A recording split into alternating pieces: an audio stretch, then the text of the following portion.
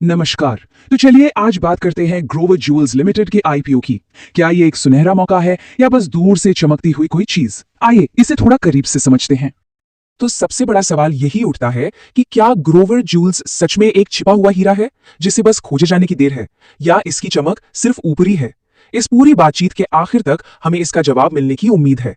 सबसे पहले एक बात समझनी होगी, ये कोई नॉर्मल आईपीओ नहीं है। ये है एक एसएमई आईपीओ जो छोटी और मझोली कंपनियों के लिए होता है। इसका सीधा सा मतलब है कि इसमें बड़े आईपीओस के मुकाबले ज्यादा उतार चढ़ाव, मतलब वॉलेटिलिटी और रिस्क शामिल हो सकता है। चलिए अब जरा इसके जरूरी आंकड़ों पर एक नजर डाल लेते हैं। आईपीओ की तारीखें हैं 4 से 6 फरवरी 2026। प्राइस बैंड रखा गया है 83 से 88 रुपए प्रति शेयर और लॉट साइज है 1600 शेयरों का। कंपनी इस इश्यू से लगभग 34 करोड़ रुपए जुटाने का लक्ष्य लेकर चल रही है। तो इसका मतलब ये हुआ कि अगर किसी को इसमें पैसा लगाना है तो कम से कम मतलब मिनिमम इन्वेस्टमेंट 1,40,800 रुपए का होगा। ये एक लॉट खरीदने के लिए जरूरी रकम है। तो आखिर ये कंपनी करती क्या है? देखिए, ग्रोवर ज्वेल्स सोने के गहने बनाती भी है और बेचती भी है, और इनकी सबसे खास बात है कि ये फुली इंटीग्रेटेड है। मतलब डिजाइन से लेकर फाइनल पैकेजिंग तक सब कुछ इन हाउस करते हैं। इससे प्रोडक्ट पर इनका पूरा कंट्रोल रहता है। और इनके प्रोडक्ट्स की रेंज भी काफी बड़ी है। ये कास्टिंग ज्वेलरी बनाते हैं, चेन्स बनाते हैं, सीजी ज्वेलरी भी है, और हाँ, कस्टमर के डिमांड पर खास डिजाइन भी तैयार करते हैं। 22, 20 और 18 कैरेट गोल्ड के ऑप्शंस के साथ ये एक बड़ी ऑडियंस को टारगेट करते हैं। तो सवाल यह है कि इस कंपनी में पैसा क्यों लगाया जाए? चलिए इसकी ताकत को समझते हैं, मतलब इसके स्ट्रेंथ्स क्या हैं। इनकी पहली और सबसे बड़ी ताकत है इनकी अपनी मैन्युफैक्चरिंग, और मशीनरी भी कोई ऐसी वैसी नहीं, इटली, चीन और जर्मनी से मंगाई हुई है। इससे होता यह है कि हर पीस की क्वालिटी और फिनिशिंग पर इनका पूरा कंट्रोल रहता है। दूसरी बड़ी बात है कंपनी को चलाने वाले लोग। जो प्रमोटर्स हैं वो काफी अनुभवी हैं, खासकर इनके एमडी जिन्हें 15 साल से भी ज्यादा का तजुर्बा है इस इंडस्ट्री में, और जाहिर है ऐसा अनुभव कंपनी को एक मजबूती देता है।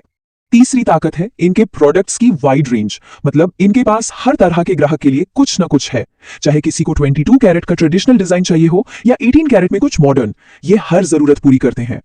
और चौथी ताकत जो आज के जमाने में बहुत जरूरी है वो है इनकी रफ्तार। फैशन और ट्रेंड्स बहुत तेजी से बदलते हैं, और ये कंपनी नए डिजाइन को बहुत जल्दी मार्केट में ले आती है, जो इस बिजनेस में बने रहने के लिए क्रूशियल है।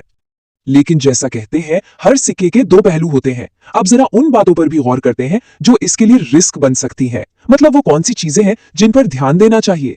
पहला रिस्क, इनका ऑफिस और शोरूम दोनों किराए की जगह पर हैं।